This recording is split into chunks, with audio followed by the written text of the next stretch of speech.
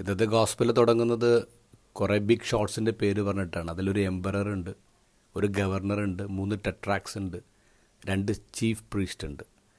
ഇവരുടെയൊക്കെ പേര് പറഞ്ഞിട്ട് പിന്നെ പറയുന്നത് ഇവരായിരിക്കെ സഖറയുടെ പുത്രനായ യോഹന്നാന് മരുഭൂമിയിൽ വെച്ച് ദൈവത്തിൻ്റെ അരുളപ്പാടുണ്ടായി. ഒന്ന് ആലോചിച്ച് നോക്കിയേ.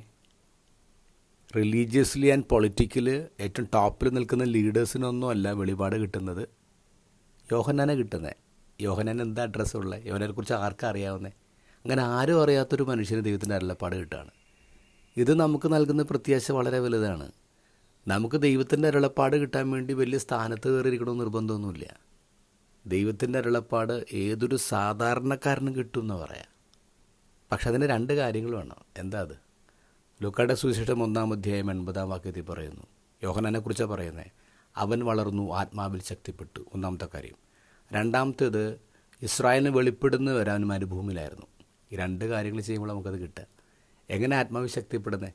ആത്മാവിൽ ശക്തിപ്പെടുന്നത് വചനം പഠിച്ചിട്ടാണ്, വചനം കഴിച്ചിട്ടാണ്, വചനം മനനം ചെയ്തിട്ടാണ്. യോഹന്നാൻ ആത്മാവിൽ സ്ട്രോങ് ആയത് വചനം പഠിച്ചിട്ടാണ്.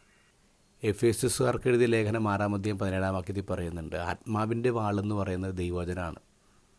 നമ്മൾ എത്രമാത്രം പ്രാക്ടീസ് ചെയ്യുന്നു അത്രമാത്രം നമ്മൾ ദൈവവചനത്തിൻ്റെ വാരിയസായിട്ട് മാറും. അതായിരുന്നു യോഹന്നാൻ. 2-ാമത്തേത് മരുഭൂമിയിലായിരുന്നു. എന്താ മരുഭൂമി?